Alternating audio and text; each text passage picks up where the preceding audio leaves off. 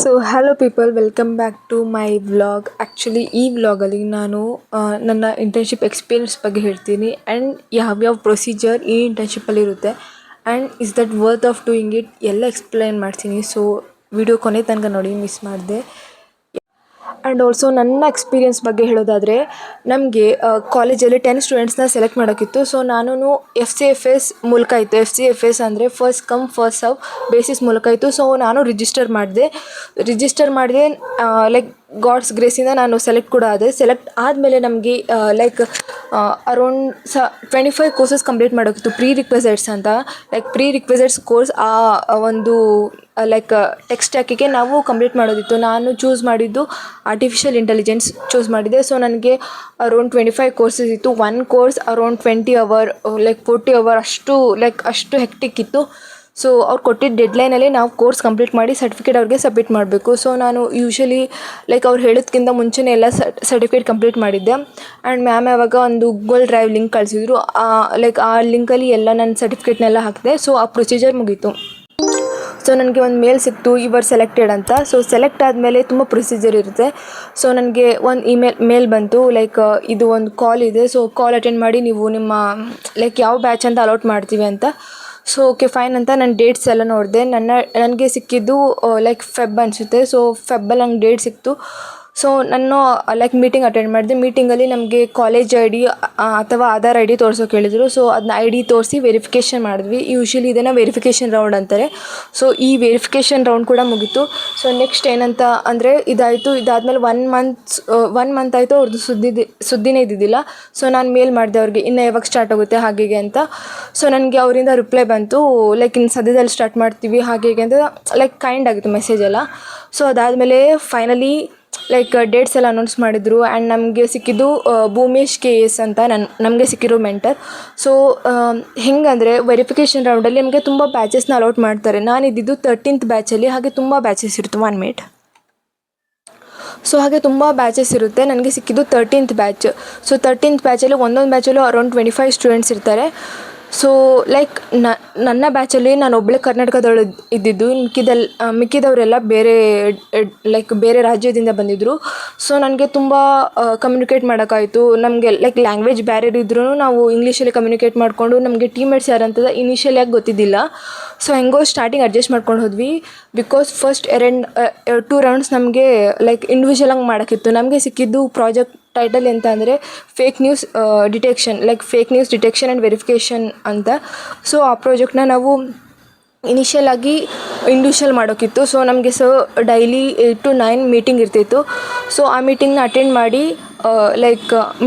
ಮಾಡಿ ಏನೇನು ಔಟ್ಕಮ್ಸ್ ಇದೆ ಅದನ್ನ ನೋಟ್ ಮಾಡಿಕೊಂಡು ಪ್ರಾಜೆಕ್ಟ್ನ ಅಪ್ಡೇಟ್ ಮಾಡಬೇಕಿತ್ತು.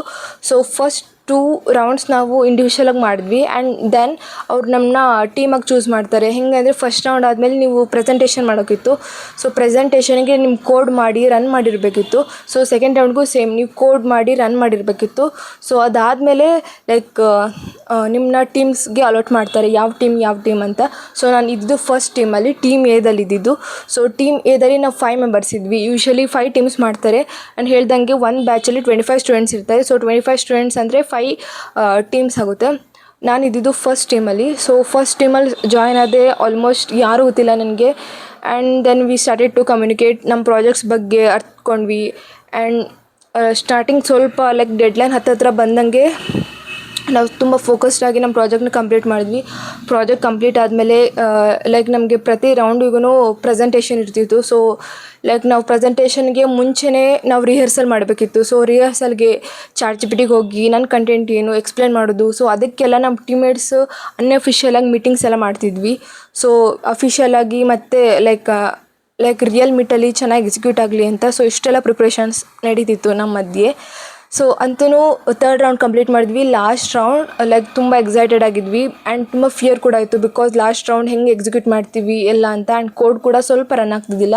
ಸೊ ಆ ಇಶ್ಯೂಸ್ನೆಲ್ಲ ಸಾಲ್ವ್ ಮಾಡಿ ಲಾಸ್ಟಿಗೆ ನಮ್ಮ ಕೋಡ್ ಕೂಡ ರನ್ ಮಾಡಿ ಫೈನಲ್ ಪ್ರೆಸೆಂಟೇಷನ್ ಮಾಡಿದ್ವಿ. ಫೈನಲ್ ಪ್ರೆಸೆಂಟೇಷನ್ಗೆ ನಮಗೆ PPT report report in the sense document report ಬೇಕು. So and also complete code work ಆಗಬೇಕು. ಆ್ಯಂಡ್ ಆಲ್ಸೋ ಈ ಕೋಡ್ನ ಪ್ರತಿ ಒಂದು ರೌಂಡಲ್ಲೂ ನೀವು ಗಿಟಬ್ಗೆ ಅಪ್ಡೇಟ್ ಮಾಡಿರಬೇಕಿತ್ತು. ಇದು ಅವರು ನಮ್ಮ ಮೆಂಟರ್ ಹೇಳ್ಕೊಡ್ತಾರೆ. And this is the most important step. Like ನೀವು ಏನೇನು ಕೋಡ್ ಮಾಡ್ತೀರಾ ಅದನ್ನ ಗಿಟಬಲ್ಲಿ ಅಪ್ಡೇಟ್ ಮಾಡೋದು ಒಂದು ಒಳ್ಳೆ ಅಭ್ಯಾಸ ಅಂತ ಹೇಳ್ಬೋದು. ಸೊ ಅದು ಮೆಂಟರ್ ಹೇಳ್ತಿದ್ರು, ನಾವು ಮಾಡ್ತಿದ್ವಿ. ಸೊ ಫೈನಲಾಗಿ ಒಂದು ಲೈಕ್ ಸ್ವಲ್ಪ ಜನನ ಸೆಲೆಕ್ಟ್ ಮಾಡಿ final in the sense final ಅಂತಂದರೆ ಲೈಕ್ ಮೇನ್ ಜಡ್ಜಸ್ ಇರ್ತಾರಲ್ಲ ಅವ್ರ ಜೊತೆ ಪ್ರೆಸೆಂಟೇಷನ್ ಮಾಡ್ತಾರೆ. ಆ್ಯಂಡ್ ಮಿಕ್ದವರು ಇಂಟ್ರೆಸ್ಟ್ ಇದ್ದರೆ ನೋಡ್ಬೋದು. ಸೊ ಅದೇ ಥರ ಇತ್ತು.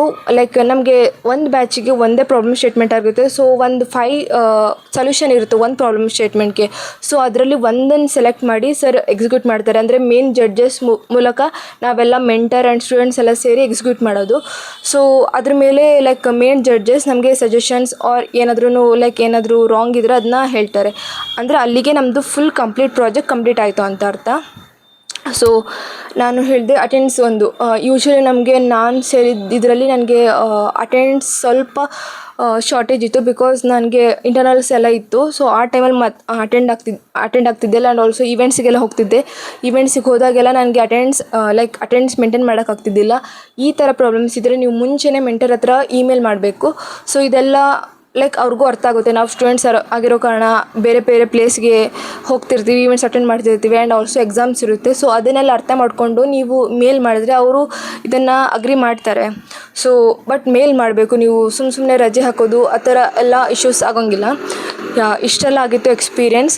ಆ್ಯಂಡ್ ಈಗ 7th batch like 7th internship ಬಿಟ್ಟಿದ್ದಾರೆ, 7th ಎಡಿಷನ್ ಬಿಟ್ಟಿದ್ದಾರೆ. ಸೊ ಐ ಡೋಂಟ್ ನೋ ಹೇಗಿರುತ್ತೆ ಎಕ್ಸ್ಪೀರಿಯೆನ್ಸ್ ಎಲ್ಲ. ಮಜಾ ಮಾಡಿ ಒಳ್ಳೆ ಲೈಕ್ ಫ್ರೆಂಡ್ಸ್ ಆಗ್ತಾರೆ ನಿಮಗೆ. ನನಗೆ 5 ಫ್ರೆಂಡ್ಸ್ ಆದರು. ಸೊ ಎಷ್ಟು ಖುಷಿ ಅಲ್ಲ ಲೈಕ್ ಬೇರೆ ಜನ ಜೊತೆ ಮಾತಾಡೋದು. ನಮ್ಮದೇ ಟೆಕ್ ಮೈಂಡೆಡ್ ಪೀಪಲ್ ಬೇರೆ ಕಡೆ ಹೆಂಗಿರ್ತಾರೆ ಅಂತ ನಾನು ಅವ್ರ ಜೊತೆ ಕನೆಕ್ಟ್ ಆದಮೇಲೆ ಗೊತ್ತಾಯಿತು. ನಾನು ಇನ್ನೂ ಗ್ರೋ ಆಗಬೇಕು, ಇನ್ನೂ ಕಲಿಬೇಕು, ಇನ್ನೂ ಸ್ಕಿಲ್ಸ್ ಡೆವಲಪ್ ಮಾಡಬೇಕಂತ. ಬಿಕಾಸ್ ನಮ್ಮದೇ ಜನ ಬೇರೆ ರಾಜ್ಯದಲ್ಲಿ ಹೇಗೆ ಗ್ರೋ ಆಗ್ತಿರ್ತಾರೆ, ಅವ್ರ ಲೈಫ್ ಸ್ಟೈಲ್ ಹೇಗೆ. ಸೊ ಅದೆಲ್ಲ ಗೊತ್ತಾಗುತ್ತೆ. ಒಂದು ಕಮ್ಯುನಿಟಿ ಬಿಲ್ಡ್ ಮಾಡ್ತೀವಿ. This is how hackathons internships ಗೋ ಅಲ್ಲ. ಸೊ ಇಷ್ಟು ಹೇಳ್ತಾ ಇಂಟರ್ನ್ಶಿಪ್ದು ಎಕ್ಸ್ಪೀರಿಯೆನ್ಸ್ ಮುಗಿಸ್ತೀನಿ. ಆ್ಯಂಡ್ ಆಲ್ ಡಾಕ್ಯುಮೆಂಟ್ಸ್ ನಾನು ಅಟ್ಯಾಚ್ ಮಾಡಿರ್ತೀನಿ. ನಂದು ಇಂಟರ್ನ್ಶಿಪ್ ಸಿಕ್ಕಿರೋದಾಗಲಿ ಈ ಬ್ಯಾನರ್ ಆಗಲಿ ಎಲ್ಲ ಅಟ್ಯಾಚ್ ಮಾಡಿರ್ತೀನಿ. ಸೊ ಏನಾದರೂ ಡೌಟ್ ಇದ್ದರೆ ಕಮೆಂಟ್ ಸೆಕ್ಷನಲ್ಲಿ ತಿಳಿಸಿ ಅಂತ ಹೇಳ್ತಾ ಸಿಗುವ. ಮತ್ತು thank you, bye. And also ನಿಮ್ಗೆ ಏನಾದ್ರೂ ನನ್ನ ಕಡೆಯಿಂದ ವೀಡಿಯೋಸ್ ಬೇಕಿದ್ದರೆ, ಏನಾದರೂ ಕಂಟೆಂಟ್ ಬೇಕಿದ್ದರೆ you can put in comment box. ನಾನು ಅದನ್ನು ನನಗೇನಾದರೂ ಸಂಬಂಧಪಟ್ಟಿದ್ದಾಗಿದ್ದರೆ ಅದ್ರ ಮೇಲೆ ವಿಡಿಯೋ ಮಾಡ್ತೀನಿ ಅಂತ ಹೇಳ್ತಾ ಸಿಗುವ. ಮತ್ತು ಬಾಯ್.